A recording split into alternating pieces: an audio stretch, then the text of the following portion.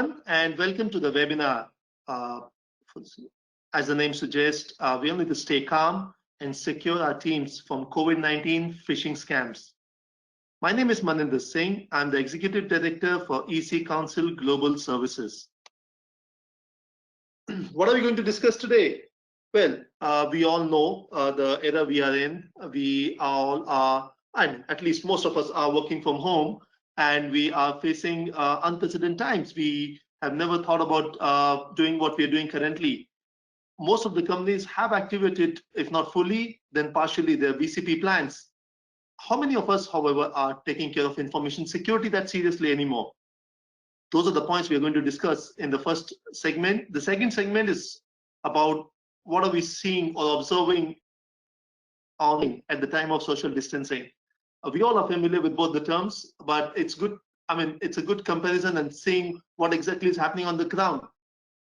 Last one is, of course, about the vaccine and cure, not of COVID-19. I'm not an expert in that area, but we are talking about some problem statements and how do we cure them. On that note, we start with the current situation. What exactly happened, right?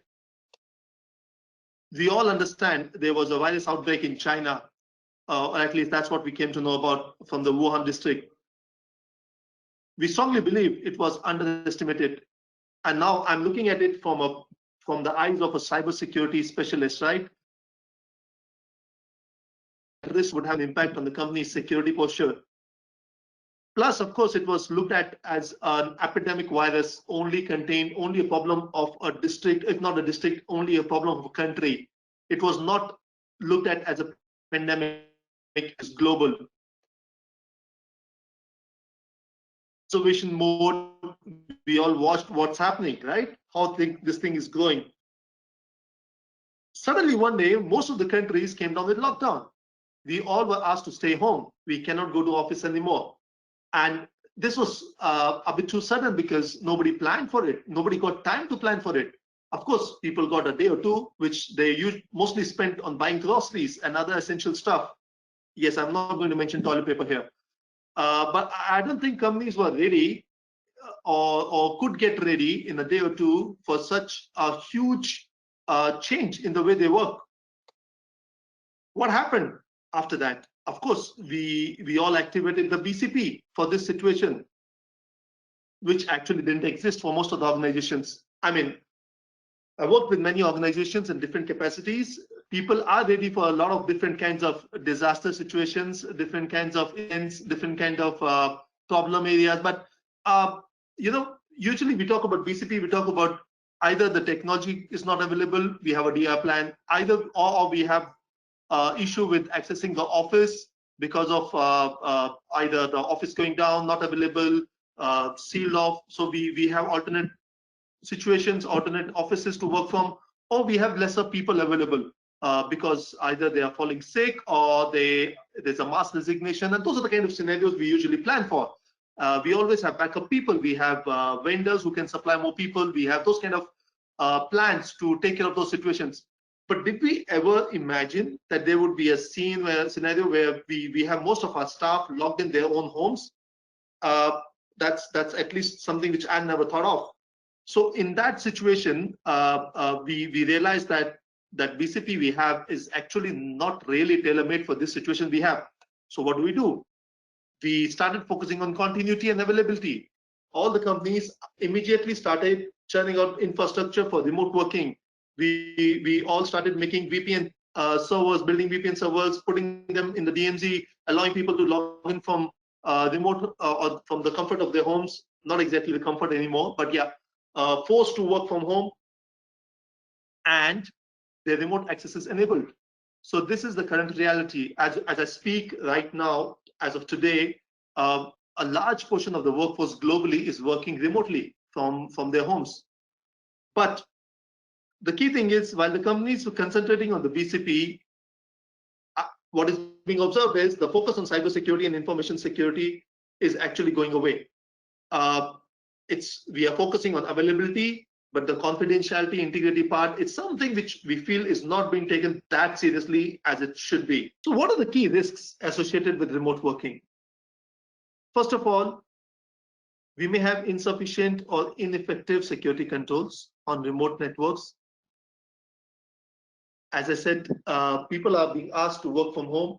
Now, in most of our homes, we don't put IDS, IPS. We don't usually have a full-fledged firewall. These logs mostly are not going to a SOC to be monitored.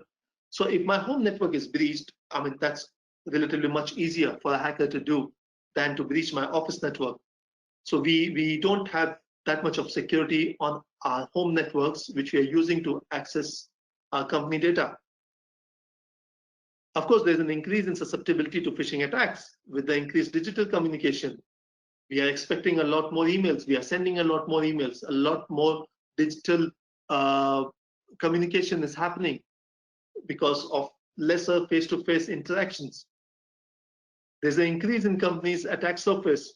Now, whatever time people got, they used it to come up with so many new servers for VPN, for remote working. Enabling all this access required new infrastructure, which was placed in the DMZ. All that increases the attack surface, and very honestly speaking, the time frame people had to do all of this, what we have observed is not all security best practices were followed.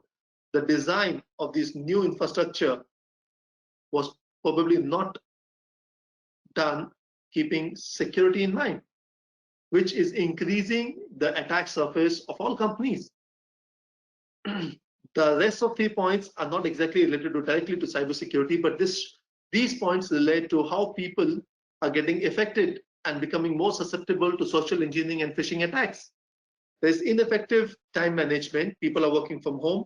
They don't know when the office starts, when it ends. There is limited or ineffective communication among team members. You cannot interact enough with your team as you could do face-to-face. There's limited or ineffective communication from the top management. And this is what we are recommending to all our clients. They should talk. They should do more and more communication to their employees, keep them in the loop, because they are no longer physically in the office. They need to feel part of the team.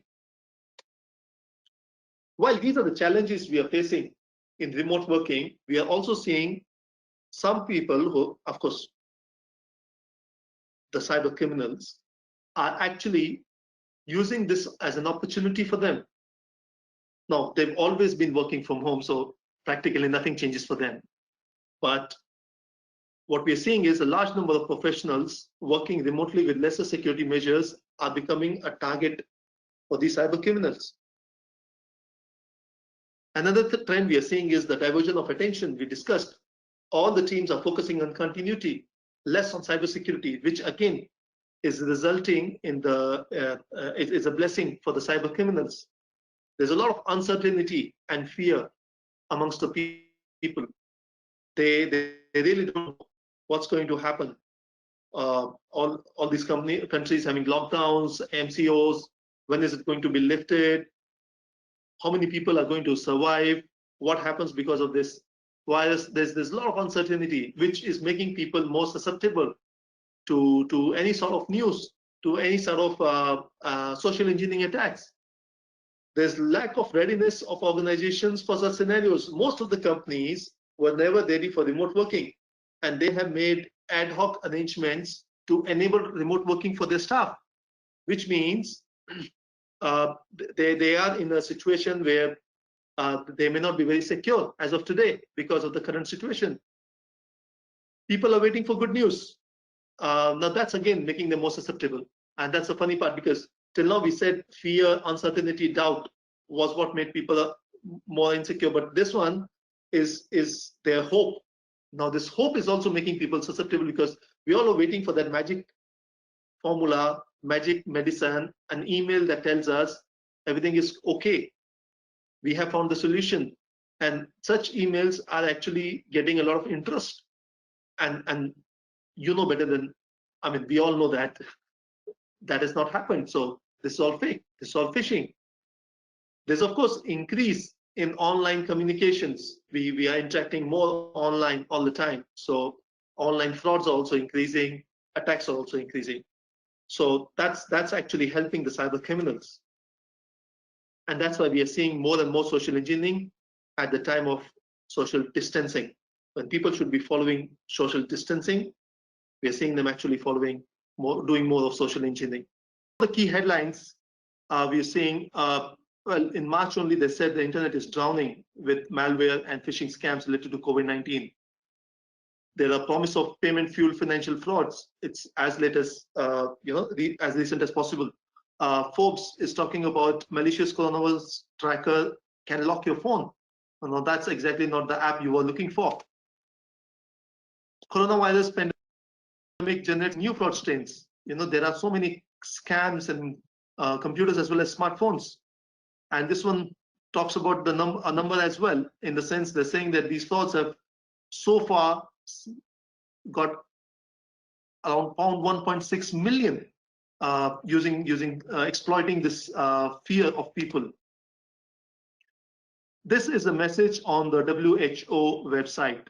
They are actually trying to make people aware that most of these, which are the messages which they're seeing on social media, on their emails, may not be true. Don't trust them.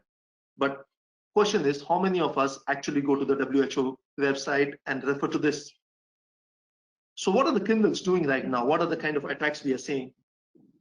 We are seeing a lot of these criminals using trusted brands like WHO to send phishing emails. We are seeing malicious websites with supposedly live coronavirus update, but actually what you get, you may or may not get a right update, but you get some malware for sure. We see a lot of spear phishing from trusted organizations. And then of course, the workplace policy on behalf of HR department, because like I said, many organizations were not prepared. Now people are expecting some new policy updates related to remote working, related to how you do things differently now. And the hackers are exploiting that. They are spoofing their email IDs. They are acting as if they are from HR department of your company and sending such updates to you. Again, people are bound to open those emails, click, which is not good. Some of the examples of such emails, we're seeing this one is supposedly coming from WHO, and it asks you to download the safety measures, which absolutely is fake. This one, of course, talks about on a similar front, but it's from Singapore. Some doctors sending you safety measures to keep your family safe, yourself safe, which again, something which is playing on people's fear of this pandemic and exploiting that fully. An interesting fact we've seen is the number of domains related to COVID-19 on a daily basis. If you see, the numbers are in hundreds. It's anybody's guess how many of these are actually legit for providing the real information. Most of them are actually for the wrong purposes. So we all know COVID-19 will have a vaccine and cure. I mean, it's not if it will have, it is a matter of time. It's when would it have. The question is, would your business have it? What I mean is, while this whole COVID thing ends, would our business be in safe hands? Would we be able to revive? We don't want to be in a situation which makes things worse. So what do we need to do in case, just to ensure that our business stays safe, our people are safe? One is, of course, strongly recommend that we should carry out a lot of these phishing simulations for our staff. We should actually be making them practice these kind of attacks which may come their way, and they should be able to identify that this is fake. OFISH, if you see the logo on the right hand side, is our tool, and this is the exact reason why EC Council is giving it for free to organizations to be able to use it to train their employees. It's for this month, and until this situation improves, EC Council has decided to keep this for free for all organizations across the globe, where they can go sign up for free and start training their people for free. Fight against phishing.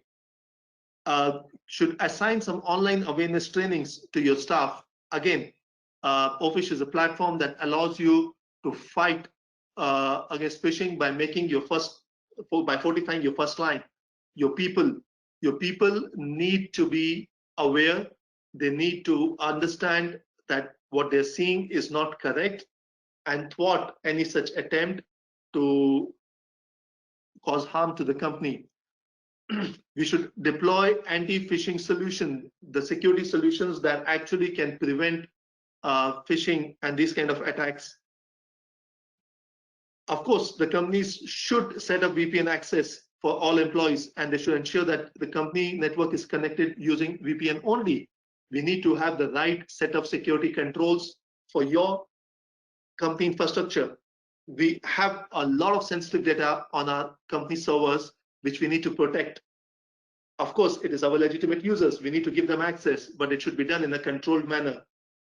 We should also ensure that their machines are safe as well, because once using VPN, they are connected to our network. They're practically as good as physically on the network. If their machines, our user machines, are not secured with the right antivirus, with the right firewall rules configured, they would be exposing the whole network to a larger risk.